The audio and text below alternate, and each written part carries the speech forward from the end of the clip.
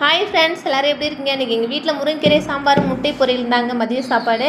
இதோ வேர்க்கடலை எங்கள் வண்டியில் வந்து விற்றாங்க 4 படி 100 ரூபான்ட்டு. அதை வாங்கி காய வச்சுட்டேன். நம்ம கடையில் போய்ட்டு பயிர் வாங்குறோம்னா ரேட் அதிகமாகும். அதனால் இது போல் நம்ம வந்து வண்டியில் விற்கிறவங்கள்ட்ட வாங்கி வச்சுக்கலாங்க. காய வச்சுட்டோம்னா நல்லாயிருக்கும். இதோ சீயக்காரைக்கெலாம் ஒரு வாரத்துக்கு முன்னாடியே ரெடி பண்ணுங்க. மழை வந்து ஒன்றில் தான் அடிச்சிருச்சு. அதனால் இன்றைக்கி நல்லா வெயில் அடிக்குதுன்னு வந்து காய வச்சுட்டேங்க. நாட்டு மருந்து கடையில் சீயக்காய்க்கான பொருள்லாம் வாங்கி வச்சுட்டாங்க. மருதாணி, செம்பருத்தி எல்லாம், ஆவாரம்பூ, கருவேப்பிலெல்லாம் நானே வீட்டில் ரெடி பண்ணிட்டேன். பச்சை பயிறு, வெந்தயம்லாம் நான் தனியாக போட்டுக்கிட்டேன். அவ்வளோதான். அதோ மல்லிகைப்பூ நிறைய பூத்துருக்குது, பறிக்காமே இருந்துச்சு.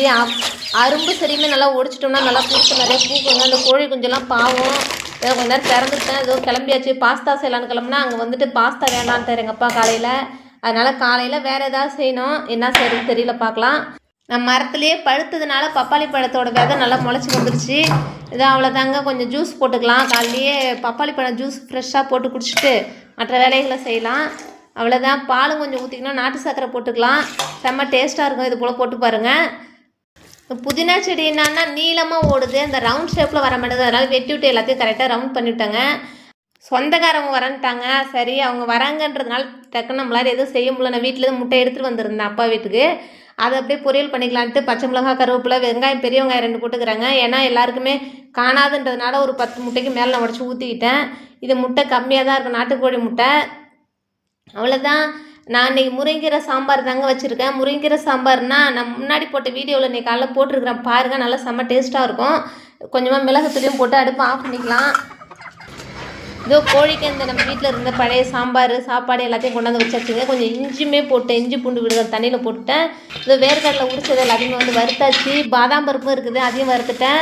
நல்லா அந்த தோலெல்லாம் எடுத்துடலாங்க. அதுக்குள்ளே மழை வர மாதிரி இருக்குது. காய வச்ச சீயக்காய்க்குள்ளதெல்லாம் போய் அள்ளிட்டு வந்துடலாம். மழை வந்துருச்சுன்னா அவ்வளோதான். அதை பார்த்தோன்னே, இந்த பூவை பார்த்தோன்னே இன்றைக்கி தான் மாடிக்கு ஏறாமலே இருந்தேன். இன்றைக்கி ஏறுறதுனால ஒரு ஆசை. அந்த முக்கியம் கொஞ்சம் பறிச்சுட்டு வந்தாச்சுங்க. அந்த வேர்க்கடலை பயிர் ஆறுறதுக்குள்ளே பறிச்சுட்டு வந்து ஃப்ரிட்ஜில் வச்சுடலாம். 2 கப்பு வேர்க்கடலை பயிறு, 1 கப்பு வெல்லம், 1/2 கப்பு தண்ணி. இவ்வளோதாங்க. நான் வந்து வெள்ளத்தையும் வடிகட்டி வச்சுக்கிட்டேன். வெள்ளத்தில் மண் இருக்காது நாங்கள், இருந்தாலும் பல்லு மடுக்குன்னா அப்படிச்சுன்னா கல், அவ்வளோதான். அதனால் வடிகட்டிட்டேன் சந்தேகத்தில். கல்லுலாம் இல்லை. இதோ ஏலக்காய் கொஞ்சம் நசுக்கி போட்டுக்கலாம். அதில் நெய்யை தடவிக்கிட்டேங்க. நெய்யும் தடவிட்டு அந்த வெல்லம் வந்து பாகுபதம் வந்துருச்சான்னு பார்க்கலாம். அது வந்து நல்லா மடுக்குன்னு ஒடின்னு, அப்போ தான் பாகுபதம். ஆனால் இது ஒடியில் ஜவு மிட்டாய் மாதிரி இருக்குது. ஏலக்காய் தூள் பொடியும் போட்டாச்சுங்க. வேர்க்கடலை பயிரையும் போட்டு அடுப்பை ஆஃப் பண்ணிடலாம். ஆஃப் பண்ணிவிட்டு நான் பாதாமியுமே ஒன்றா போட்டுக்கிட்டேன், அதே அளவு கணக்குக்கு. அவ்வளோதான். போட்டு இறக்கி வச்சாச்சுங்க. இறக்கி ஆற விட்டுட்டு லைட்டாக சூடாக இருக்கும்போது பிடிச்சிக்கலாம். எங்கள் ஊரில் நாங்களாம் சின்ன பிள்ளையாக இருக்கும்போது வெல்லம் காசுவாங்கங்க. கரும்பெல்லாம் வெட்டிக்கிட்டு பெரிய கொப்பரையாக வச்சுக்குவாங்க. அதில் தவக்கில் எடுத்து நாங்கள் சாப்பிடுவோம். அதே மாதிரி இருக்குது இந்த ஜவு மிட்டாய் மாதிரி. செம்ம டேஸ்ட்டாக இருக்குது. இந்த பதம் பார்க்கும்போதே சாப்பிட்டுட்டேன் நிறையா.